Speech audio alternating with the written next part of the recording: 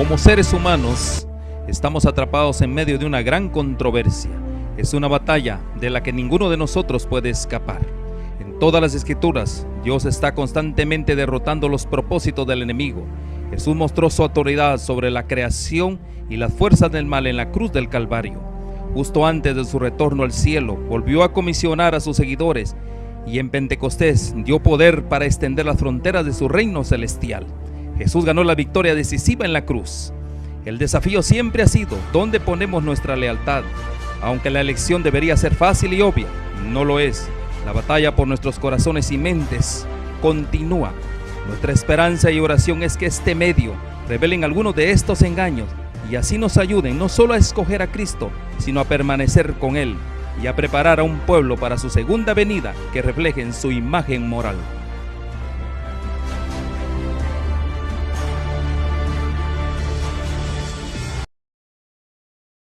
Oye, dame el control. Bienvenidos a su programa Una Iglesia para el Fin del Tiempo. Realmente hemos estado emocionados presentando la historia del pueblo de Dios. Y hoy toca el tema Historia del pueblo de Dios del remanente. Así que eso es lo importante que tenemos nosotros para el remanente. Sin embargo, hemos ido analizando paso tras paso cómo es. Pero siempre que abrimos la palabra, tenemos que orar a nuestro Dios. Así que vamos a pedir la presencia de Dios y la dirección de Dios. Oremos. Nuestro Dios y Padre, muchas gracias porque tú nos das luz y tú nos permites entender tu palabra y también las profecías. Queremos que al presentarlas seamos dirigidos por tu Espíritu Santo y que todas las personas que nos ven y nos oyen puedan entender guiados por el Espíritu Santo. Dales capacidad a cada quien y entendimiento. Abre el entendimiento como Jesús lo abría a los discípulos para que todos podamos comprender los tiempos que vivimos. Pero Padre, en especial te pido por cada uno de los que nos ven a través de las redes, para que ellos puedan conocer estas verdades y puedan seguir al Cordero por donde quiera que va. Acompáñanos pues, te lo pedimos en el nombre de Jesús. Amén, amén y amén. Muy bien, vamos a presentar lo que es la historia del pueblo de Dios. Ya hemos analizado desde el Edén, cómo se abrió el paréntesis del Edén cuando Adán y Eva eran pues el pueblo de Dios. Entre el pecado viene el paréntesis y para los que no estuvieron en las sesiones anteriores damos un repaso rápido. Ahí vemos en la parte amarilla en la gráfica el pueblo de Dios. La parte gris son los hijos de los hombres, los otros son los hijos de Dios. Después de Noé, del diluvio, pues Sem, Cam y Jafet, hijos de Noé, empezaron a trabajar como el pueblo de Dios, pero fue escogido Sem, por eso se llamaban semitas. De él vino Abraham, Isaac y Jacob para formar el pueblo de Israel que hemos estudiado, y por el otro lado estaban los gentiles, los paganos, todos los demás. Sin embargo, cuando algunas de las tribus caen en apostasía, después del llamado del profeta Elías, pues queda el pueblo de Judá como el pueblo de Dios, no porque fueran muy buenos, sino porque Dios tuvo misericordia de ellos. Así que el pueblo de Judá es el que tenemos en el tiempo de Jesús. Y ese pueblo de Judá, pues rechaza al Mesías. Y entonces había 70 semanas determinadas, que ya estudiamos, para que pudiera, pues, tener la oportunidad los judíos. Sin embargo, no las aprovecharon y en el año 34 comienza la iglesia cristiana como hemos anunciado. Y entonces vemos la parte de abajo de la gráfica. Ahí la vemos claramente, la parte de abajo, que ahora los judíos ya no son el pueblo de Dios, por eso está en azul. Son los cristianos y los paganos, el resto de los grupos de todo el mundo. Así que eso es importante. Ayer estudiamos cómo las iglesias se fueron presentando las diversas etapas del pueblo de Dios cristiano. Pero a partir del año 538, pues el verdadero pueblo de Dios cristiano estaban pues en los montes, estaban aislados, pero mantenían la verdad. Porque la iglesia cristiana se corrompió con el paganismo y se formó la iglesia católico-romana con Constantino. Y en el 538 toma el control el Papa totalmente, el obispo de Roma, y pues viene la persecución a los verdaderos cristianos, vienen todos los grupos de la Iglesia Católica Romana, especialmente los jesuitas, que persiguen tremendamente a todos los cristianos verdaderos. Sin embargo, viene la Reforma en 1517 con Lutero, pero él tomó las bases de los valdenses y ahí surgen los grupos protestantes. Así que después de eso, en 1798 termina el periodo que vamos a repasar un poquito más adelante, el final de los 1260 días, y ya estudiamos también el final de los 2300 días después de las 70 semanas que llegan a 1844. Así que vamos a empezar a estudiar ahora lo que es el pueblo de Dios remanente. Y vamos a nuestro primer texto para recordar Daniel 8:14. Él dijo: hasta 2300 tardes y mañana, luego el santuario será purificado. Aquí está presentando precisamente lo que estaba sucediendo de la purificación del santuario, cuándo iba a ser, para acabar con todos los problemas que estaban presentando del cuerno pequeño, que estaba persiguiendo a los santos y los estaba venciendo. Pero aquí vamos a presentar la gráfica para recordarla.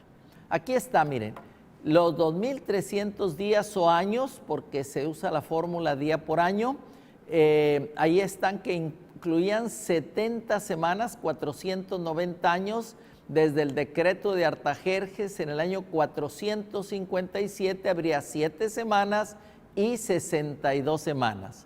Y en la última semana era el ministerio de Cristo Jesús, en el otoño del 27, la muerte en la primavera del 31, y ya estudiamos que en el otoño del 34 el evangelio fue a los gentiles porque Esteban fue apedreado a los pies de Saulo de Tarso, el gran perseguidor.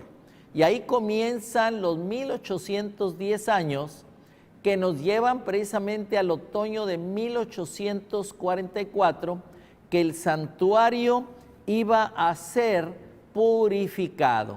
Así que eso es lo importante que tenemos que estudiar. ¿Qué sucede en 1844, un poco antes y un poco después, para que se forme la historia del pueblo de Dios del remanente?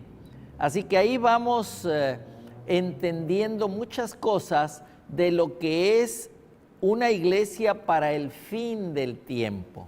O sea, es importante que sepamos que la iglesia actual, estamos ya muy cerca del fin del tiempo.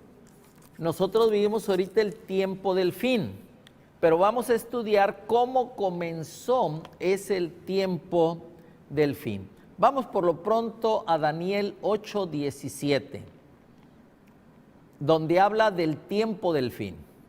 Dice, después de Daniel 8:14, que habla de los 2300 días de tarde y de mañana, dice: vino luego cerca de mí donde yo estaba, y con su venida me asombré, y me postré sobre mi rostro, pero él me dijo: entiende, hijo de hombre, porque la visión es para el tiempo del fin.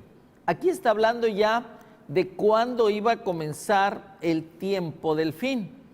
Más adelante en el verso 26 le dice: la visión de tardes y mañanas, o sea, de los 2300 días que se ha referido, es verdadera. Pero tú sella la visión porque es para muchos días. O sea, Daniel no le entendió. Daniel hubo muchas cosas que escribió, pero no entendió. No las iba a entender, y Dios quería que estas profecías estuvieran selladas hasta el tiempo del fin. Vamos a ver Daniel capítulo 12 y verso 4. Dice así: ya Daniel 12 es parte de lo escatológico del libro de Daniel. Histórico es hasta Daniel 11 una parte, y alguna se ha ido cumpliendo en nuestros tiempos, pero Daniel 12 es mayormente escatológico. Se va a cumplir con nosotros en el presente. Dice Daniel 12:4, pero tú, Daniel, cierra las palabras y sella el libro hasta el tiempo del fin. Muchos correrán de aquí para allá y la ciencia se aumentará. Ahora, ¿cuándo comienza el tiempo del fin?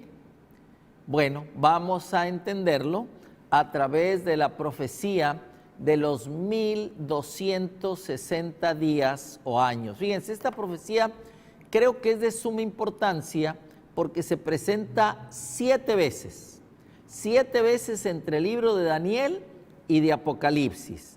Así que nosotros tenemos que entenderla bien, porque depende de ella saber cómo es el tiempo, cuándo empieza el tiempo del fin. Vamos a ver esta gráfica donde está después del tiempo de Jesús. En el año 538 comienza la supremacía papal y dura hasta 1798. Daniel 7:25, Daniel 12:7 y Apocalipsis 12:14 nos habla de tiempos, tiempos y medio tiempo, que significa 360 más 720 más 180, que son 1260, porque cada tiempo son 360 días. Y medio tiempo son precisamente la mitad, 180. Luego en Apocalipsis 11:2 y en Apocalipsis 13:5 nos habla de 42 meses. 42 meses por 30 días, cada mes son 1260. Así que llegamos a la misma cantidad, pero Apocalipsis 11:3 y Apocalipsis 12:6 nos dice son 1260 días.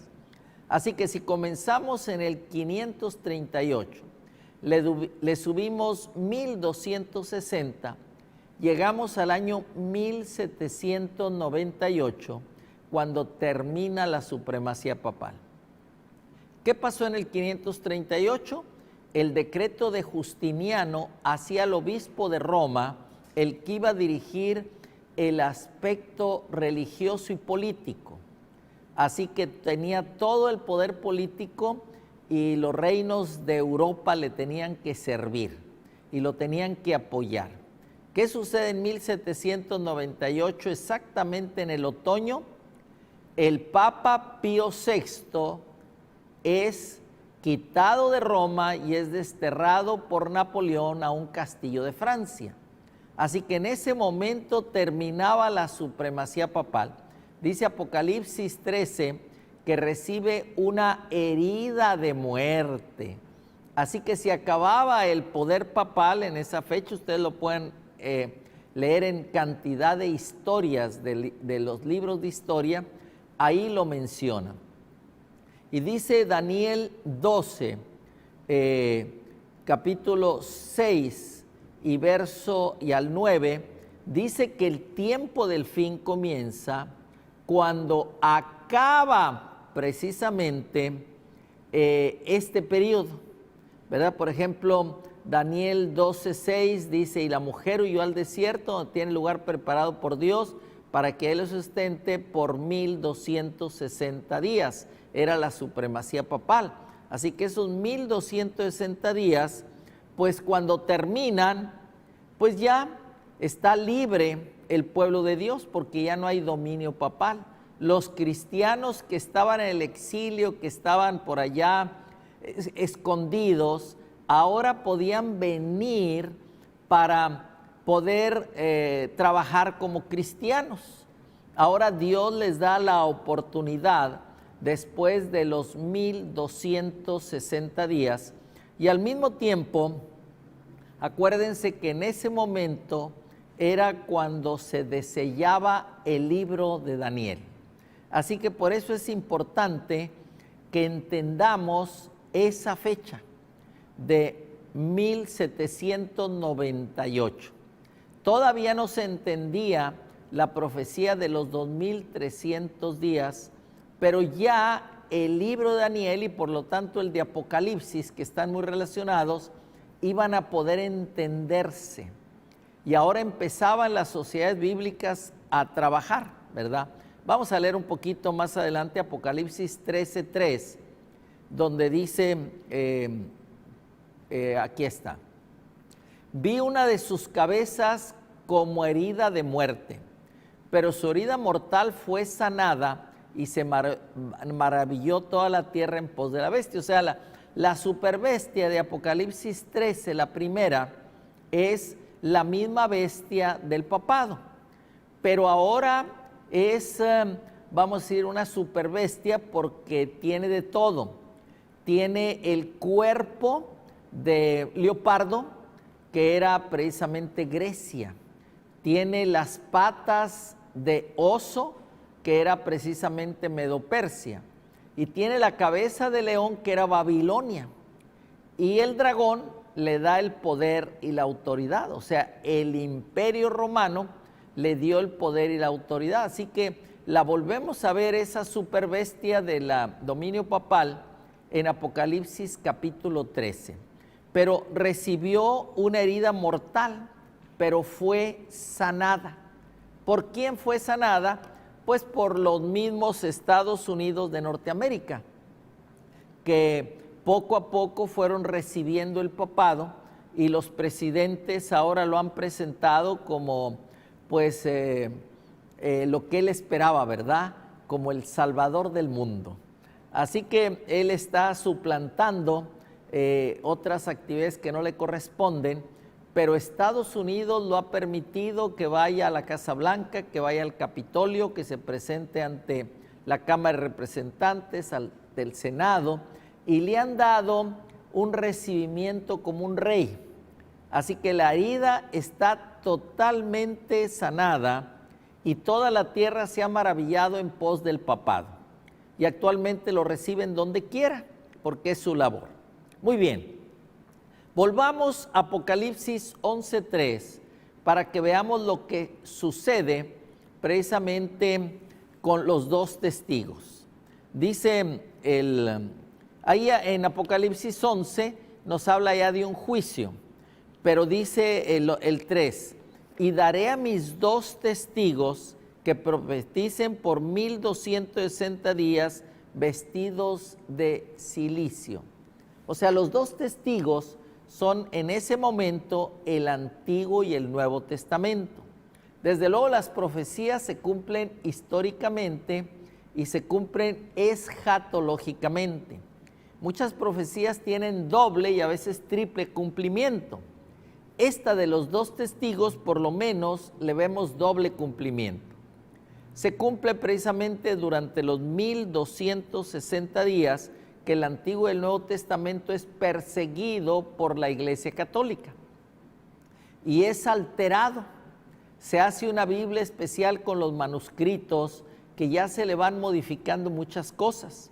Sin embargo, los valdenses mantienen la Biblia original. Dice Elena de White que esa Biblia fue preservada por Dios a través de los valdenses, con, vamos a decir, los manuscritos que Dios preservó, porque la Biblia católica tenía, vamos a decir, mejor conservación, pero estaba adulterada. Así que nosotros tenemos que regirnos siempre por los manuscritos de los valdenses, que fue lo que se usó para las traducciones de la Biblia mayormente, y luego se contaminaron cuando han querido ponerle los manuscritos que guardó la Iglesia Católica.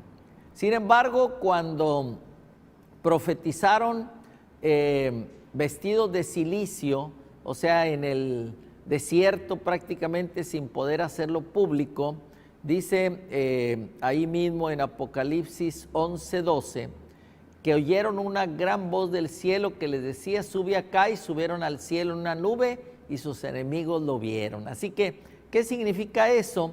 Que realmente la Biblia, el Antiguo y el Nuevo Testamento, ahora eran vindicados y ahora toda la gente realmente lo podía ver. Así que es importantísimo eso, que todos lo podían ver, y empezaron las sociedades bíblicas y empezaron a mejorar, etcétera, y todo eso es muy, muy importante. Y ahora nuevamente la palabra de Dios se podía predicar. Pero todo ese tiempo, después de 1798, surge precisamente la iglesia de Filadelfia. Vamos a ver ahí en Apocalipsis capítulo 3 y verso 7, para entender la iglesia de Filadelfia, que inicia en 1798. Dice, escribe al ángel de la iglesia en Filadelfia, esto dice el santo, el verdadero, el que tiene la llave de David, el que abre y ninguno cierra, y cierra y ninguno abre. Así que es la que iba a llegar cuando Cristo pasaba del lugar santísimo, del santo al santísimo.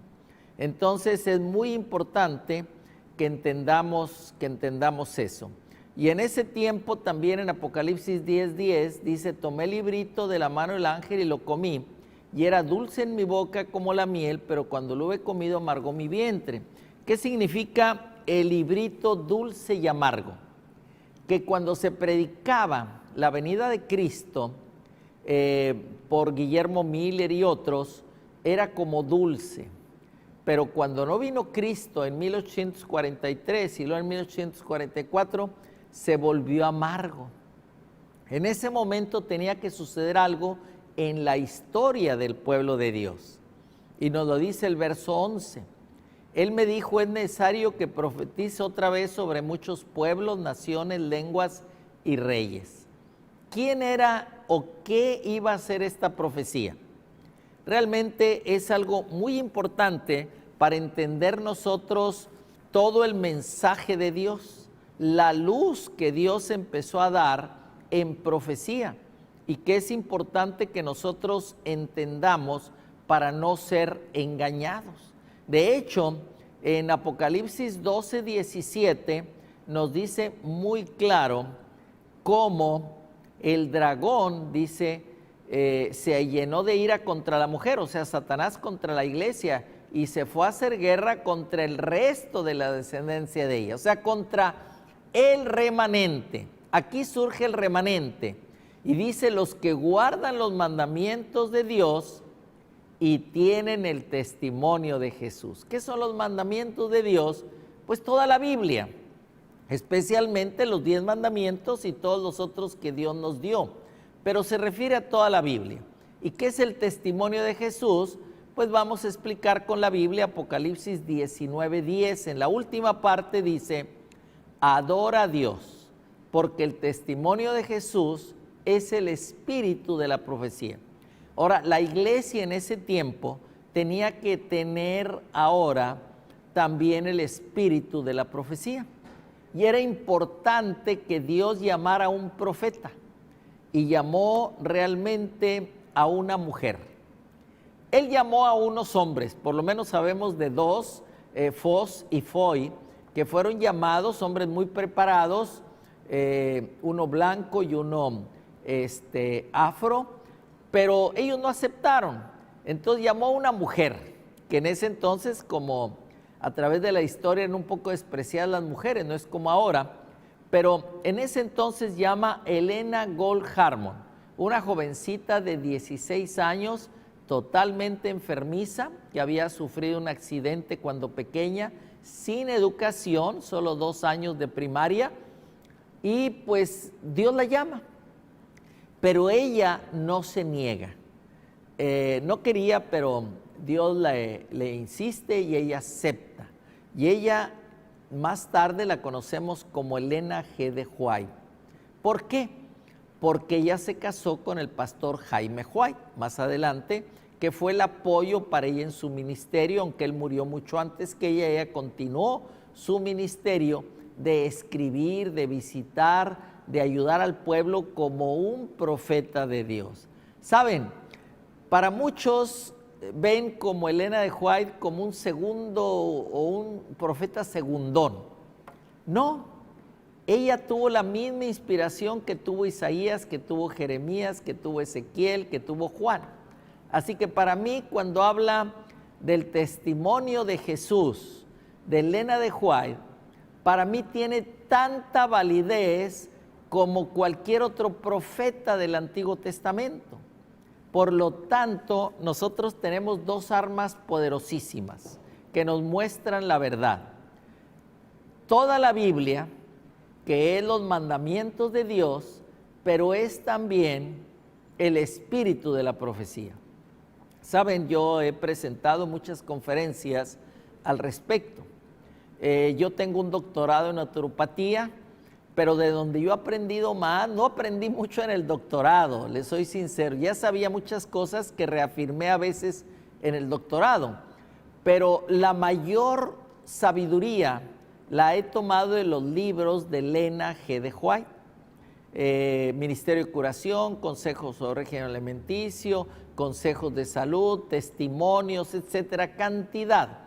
Yo me presento en los congresos mundiales de naturopatía y simplemente en lo que yo presento o doy o muestro en algún stand, me dicen, ¿pero de dónde sacas eso?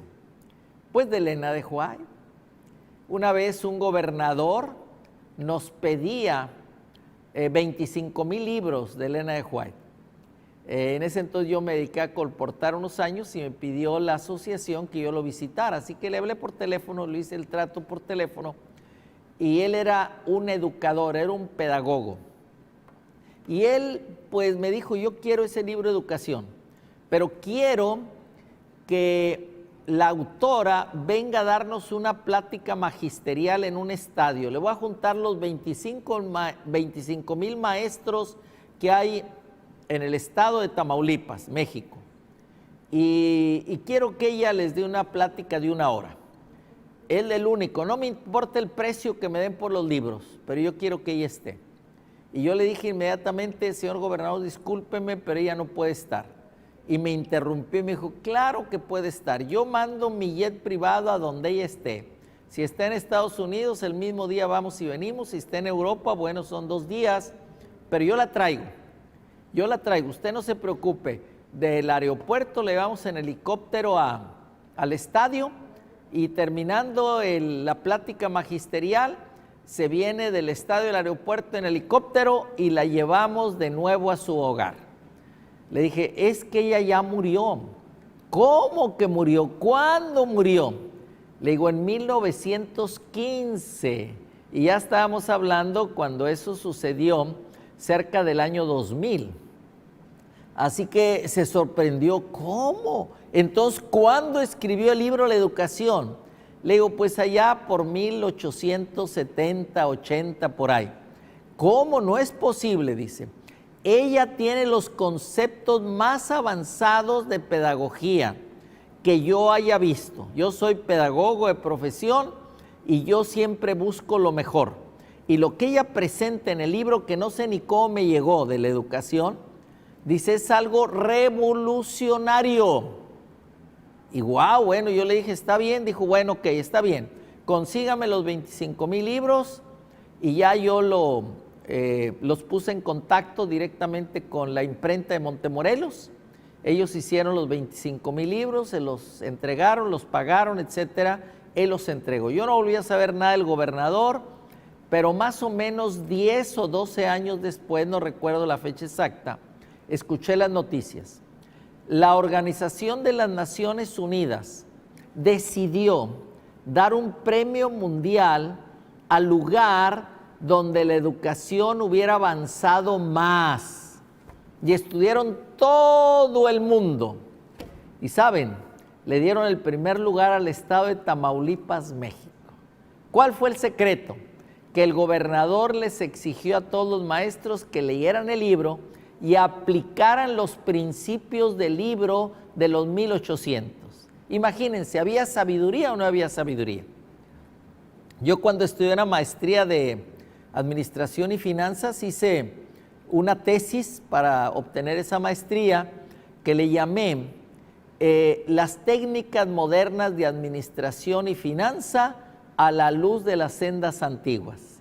Y yo puse cuál era lo moderno, qué decía la Biblia y qué decía el Espíritu de Profecía. Y ahí encontré cosas maravillosas. De hecho, me lo pidió la universidad donde yo estudié para tenerlo en su biblioteca, esa tesis, y poder mostrarla a toda la gente, para mostrar que las técnicas más modernas de administración se encontraban en la Biblia desde tiempos antiguos y en el Espíritu de Profecía de Elena de White en los 1800. Así que para mí fue un privilegio ceder eso a la universidad que me dio mi maestría en Administración y Finanzas, pero ahí vemos lo valioso que son los consejos. Yo siempre me guío por ellos. Cuando la ciencia no está de acuerdo con Elena de White, yo tomo Elena de White. Actualmente, cuando ella vivía, más o menos se tomaba la ciencia solo un 20% de Elena de White. Decían que era una mujer loca, desquiciada, que no sabía lo que decía. Pero poco a poco, ahorita la ciencia toma más del 90% de Elena de White. Lo que no toma, lo toman en Europa, yo soy testigo. Ella habla mucho de bioenergía y eso no lo entienden en América, pero en Europa sí. Así que eso es muy importante saberlo, porque la ciencia se está poniendo al día con Elena de White. Así que gloria a Dios por eso, porque es un profeta de Dios que es tan importante, que nos ayuda en el matrimonio, en el noviazgo, en la administración, en la teología, en la pedagogía, en la psicología. Hay libros de ella para los psicólogos, maravillosos, que todavía las técnicas psicológicas que ella propone y aplica, no las aplican todos los psicólogos del mundo, porque no han llegado a ese nivel de conocimiento y de desarrollo. Así que damos gloria a Dios por todo eso. Así que surge el Espíritu de Profecía en ese tiempo para guiar. Vamos a ver la siguiente gráfica, donde realmente están. Miren, aquí está la historia del pueblo de Dios remanente. Tenemos ahí 1798, el fin de los 1260 días. Las profecías son deselladas, la Biblia es elevada al cielo, la predicación de segunda venida comienza en diferentes partes del mundo, los pioneros vienen de Europa, surge Estados Unidos como una nación, los cristianos evangélicos son el pueblo de Dios, pero ya salen del exilio. Viene el movimiento adventista, mayormente a través de Miller en Estados Unidos. Y llegamos a 1843, cuando surge el mensaje del segundo ángel, lo que le llamaron clamor de medianoche, que estremece precisamente a los Estados Unidos. Pero en el otoño de 1844 viene el gran chasco.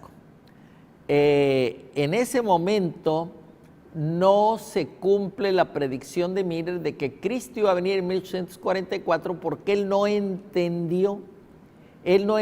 Vamos a ver algunos textos del Elena de White para eso, pero en ese año surge Elena de White con la profecía de Apocalipsis 10:11 y surge el pueblo remanente del cristianismo como la iglesia adventista del séptimo día. Vamos a ver Conflicto de los Siglos, página 351. Dice, los 1260 días o años terminaron en 1798. La persecución había concluido casi por completo desde hacía casi un cuarto de siglo. Así que en los últimos años ya no hubo tanta persecución, pero seguía el papado dominando, no había recibido la herida de muerte que le dio Napoleón con su ejército. Luego, en Conflicto de los Siglos, página 405, dice, pero desde 1798, el libro de Daniel ha sido desellado. La ciencia de las profecías ha aumentado y muchos han proclamado el solemne mensaje del juicio cercano, ¿verdad? Que iba a venir la hora de su juicio. Así que Daniel ahora se entiende. Vamos ahora a la página 331. En el año de 1804 se organizó la Sociedad Bíblica Británica y Extranjera. Este hecho fue seguido de otros semejantes en otras partes de Europa, donde se organizaron sociedades similares con numerosas ramas esparcidas por muchas partes del continente. Así que la Biblia empezaba a publicarse en idiomas y empezaba a entenderse.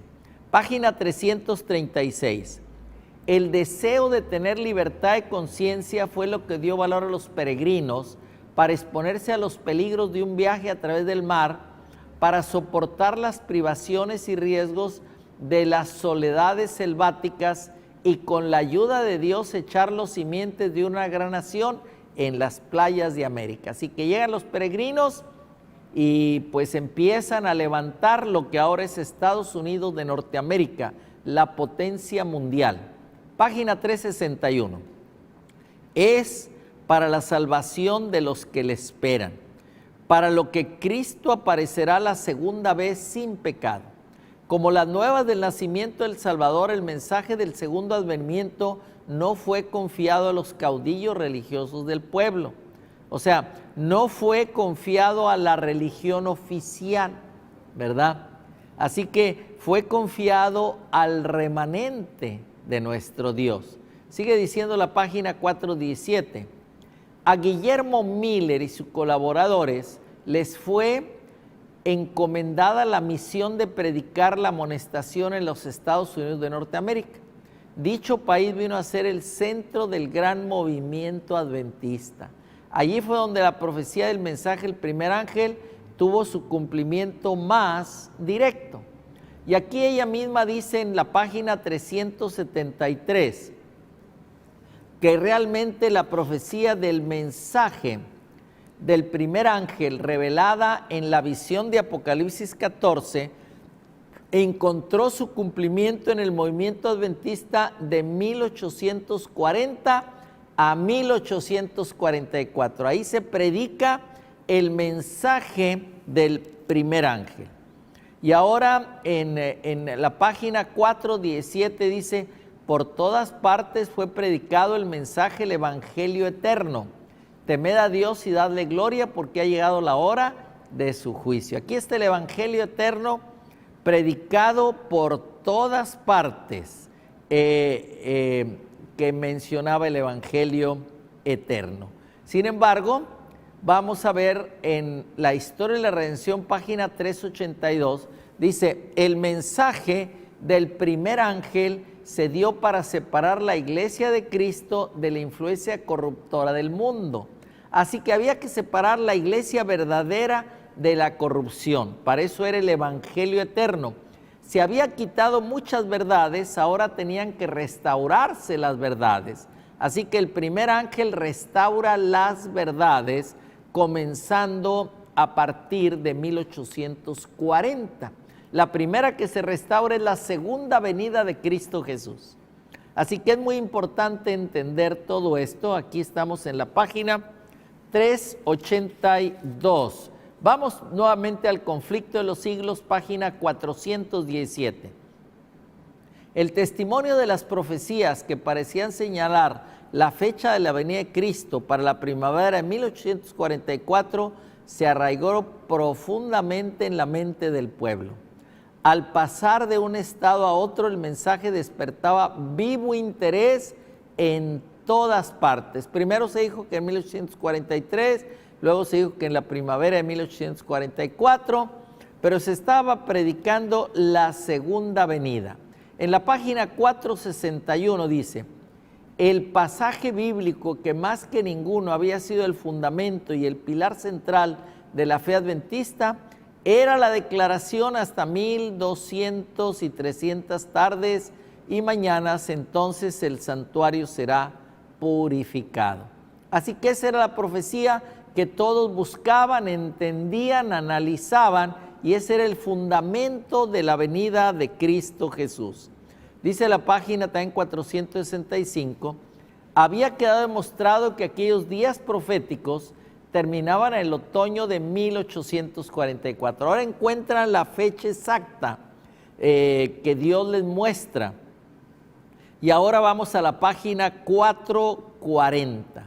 Dice, en el mensaje del segundo ángel de Apocalipsis 14 fue proclamado por primera vez en el verano de 1844 y se aplica entonces más particularmente a las iglesias de los Estados Unidos de Norteamérica, donde la amonestación del juicio había sido también más ampliamente proclamada y más generalmente rechazada, y donde el decaimiento de las iglesias había sido más rápido, pero el mensaje del segundo ángel no alcanzó su cumplimiento total en 1844. ¿Qué sucede? Que cuando comienza en 1840 el primer ángel continúa hasta nosotros. El segundo ángel que comienza en 1844 continúa ante nosotros. Así que todavía se está predicando el primero, el segundo mensaje para que nosotros podamos dar ese mensaje al mundo. Vamos otra vez a Historia de la Redención, ahora en la página 383. La proclama, ha caído Babilonia, se dio en el verano de 1844 y como resultado de ella cerca de 50,000 personas abandonaron esas iglesias. O sea, muchas personas salieron de las iglesias que estaban, vamos a decir, no en la verdad, que eran Babilonia, que tenían confusión. Así que fue maravilloso todo lo que sucede en el verano de 1844. Volviendo al conflicto de los siglos, página 533, dice, la venida de Cristo descrita aquí no es su segunda venida a la tierra. En esta venida y no su segundo advenimiento a la tierra, la que la profecía predijo que había de realizarse al fin de los 2300 días de 1844, acompañado por ángeles celestiales, nuestro gran sumo sacerdote entra en el lugar santísimo y ahí en la presencia de Dios da principio a los últimos actos de su ministerio en beneficio del hombre, a saber, cumplir la obra del juicio y hacer expiación por todos aquellos que resulten tener derecho a ella. O sea que aquí en 1844 comienza el juicio investigador. Y entonces Cristo pasa en ese momento del lugar santo al lugar santísimo para hacer expiación. Comienza el día de la expiación, ya el cumplimiento, no la sombra. Así que es muy importante entender toda la obra de Cristo Jesús en el santuario. Fíjense cómo Primeros Escritos, página 243, nos explica del gran chasco. Pregunté cuál era la causa de ese cambio, dijo mi ángel acompañante. Han quedado nuevamente chasqueados en su expectación. Jesús no puede venir todavía a la tierra. Ellos tienen que soportar mayores pruebas por él. Deben renunciar a tradiciones y errores recibidos de los hombres y volverse por completo a Dios y su palabra. Deben ser purificados, emblanquecidos y probados. Los que soporten esa amarga prueba obtendrán la vida eterna. O sea que era importante que sucediera el chasco para depurar la iglesia. Es como cuando salieron de Egipto, muchos fueron de que no eran del pueblo de Dios. Igual ahora, había muchos que salieron. Y vamos nuevamente a Historia de la Redención, página 397. Así los que siguieron la luz de la palabra profética vieron que en vez de venir a la tierra al término de los 2300 días en 1844, Cristo había entrado en el lugar santísimo del santuario celestial, ¿verdad? A la presencia de Dios, para realizar la obra final de expiación, preparatoria para su venida. Así que, hermanos, está muy claro, toda la iglesia verdadera, el pueblo de Dios, estaba iniciando una nueva etapa. El cristianismo a partir de 1798 ya no estaba en el exilio. Ahora se podía estudiar la Biblia, ahora se podía entender el libro de Daniel, ahora se entendía con el libro de Apocalipsis, que al desellar Daniel se entendía Apocalipsis. Todo esto surge a partir de 1798. Vienen grupos de los pioneros de Europa para Estados Unidos que se unen para formar una nación sin rey y sin papa. Y ellos empiezan a predicar el evangelio y empiezan a entender muchas cosas porque ya tenían Biblias a su alcance. Y empieza el movimiento del adventismo. El movimiento del adventismo es antes del remanente, es dentro del cristianismo. Igual como Jesús y Juan el Bautista iniciaron el movimiento en el judaísmo para luego formar el cristianismo, igual en el cristianismo comienza un movimiento dentro del cristianismo con Guillermo Miller y muchos otros. Yo recuerdo que en México había un magistrado de Toluca, ¿verdad?, que él empezó a predicar la venida de Cristo. En Europa también, en todos los lugares del mundo se empezó a predicar la venida de Cristo. Empezaba un movimiento dentro del cristianismo que le llamaron adventismo, porque Miller fue el que abiertamente en 1840 empezó a predicar fuertemente la venida, la segunda venida de Cristo Jesús, pero él se equivocó en la fecha. Primero dijo 1843, luego el verano del 84 y luego dijo el otoño de 1844, que era la fecha realmente correcta. Así que todo ese movimiento fue antes de 1844. Y precisamente antes de eso, Dios empezó a llamar a su pueblo y se juntó mucha gente. Miles y miles y miles aceptaban. Era una cosa maravillosa. En 1843 viene el clamor de medianoche, todos orando, todos cantando, todos dando todo para el Señor y todos esperaban la venida, pero no llegó. El gran chasco. Pero ahí Dios llama a un profeta, llama a Helena Gold Harmon para que empiece a ayudar al pueblo dentro de ese chasco. Así que es muy importante entender todo eso. No había habido profeta antes. Realmente se usaba desde Juan, fue el último profeta que escribió el Apocalipsis. Era el resumen, el Apocalipsis, de lo que no había sido cumplido por los profetas del Antiguo Testamento. Y ahora presentaba todo eso y presentaba la necesidad de un profeta en ese momento, cuando el chasco, cuando el libro amargo, dulce primero y luego amargo. Hace que Dios tiene todo en el control en su reloj profético.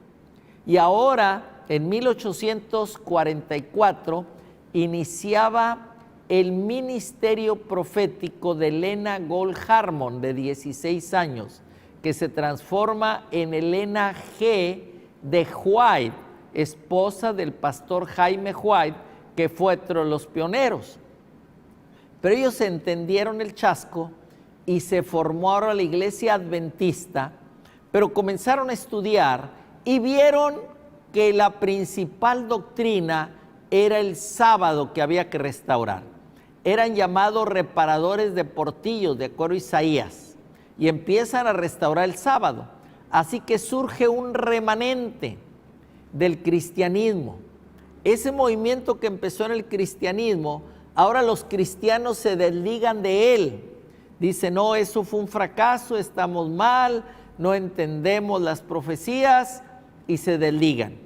El pequeño grupo que queda es el remanente que abre Apocalipsis capítulo 12, con el que se va Satanás a perseguir al remanente, porque lo primero que restaura es el día sábado.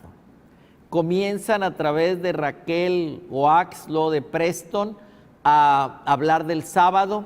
Había algunos que eran bautistas del séptimo día dentro del grupo, así que empiezan a buscar la verdad y entonces surge un nuevo movimiento, el movimiento remanente, que es el adventismo del séptimo día.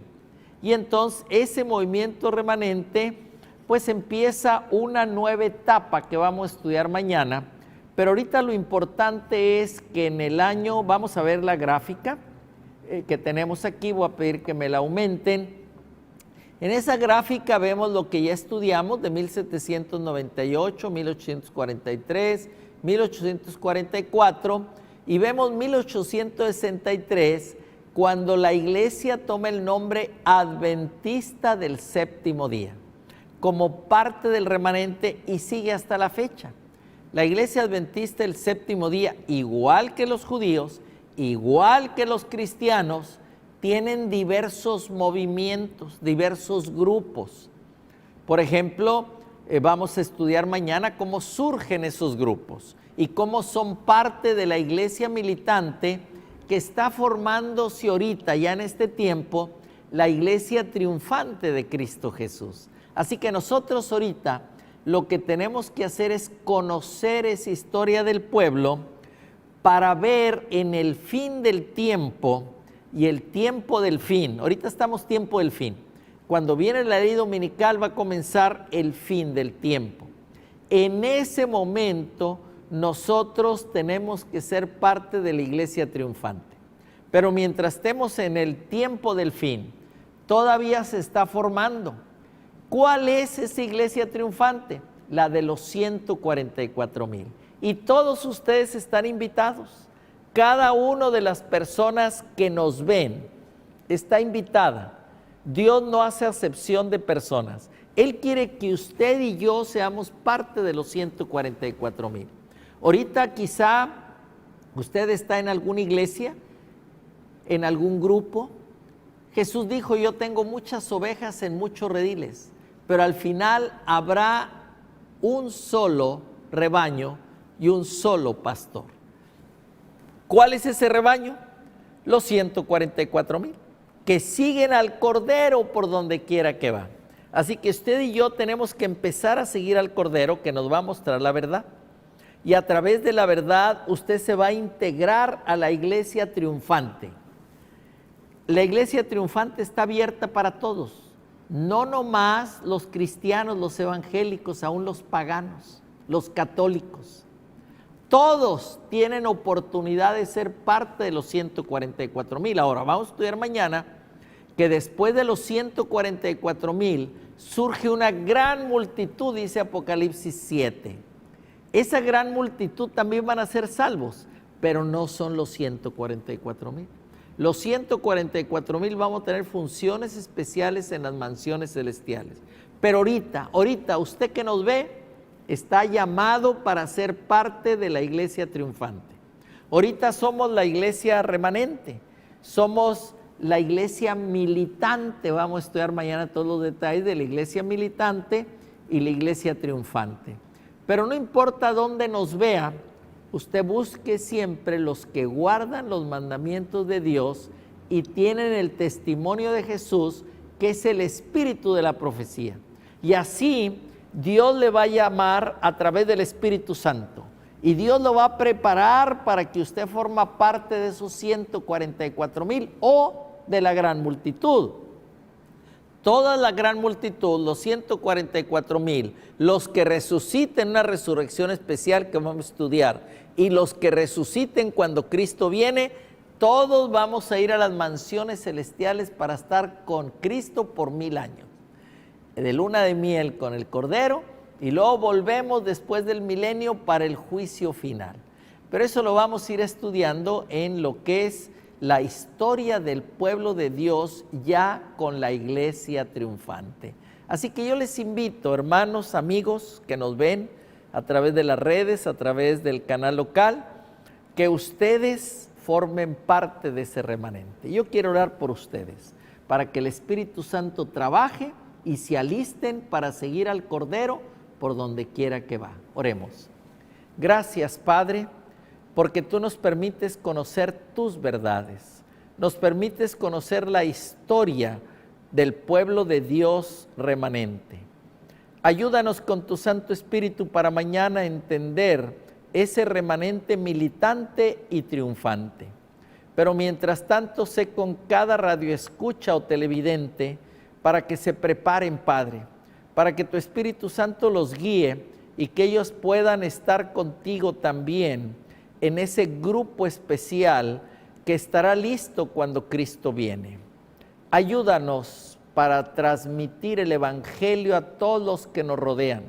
Tenemos que predicar por testimonio. Ayúdanos, Padre, y prepáranos. Te pedimos, clamamos a ti y queremos hacerlo en el nombre de Cristo Jesús. Amén, amén y amén. Todos venimos a este mundo con una misión. Todos, sin excepción, formamos parte de este carnaval de sueños, que es la vida. Cuando niños, soñamos con volar. Lo que sucedía a nuestro alrededor parecía no importarnos.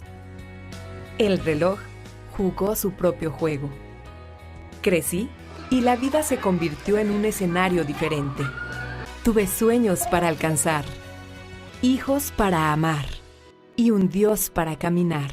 No tuve en mis manos la decisión del día en que habría de morir, pero sí la oportunidad de elegir el escenario de mi despedida.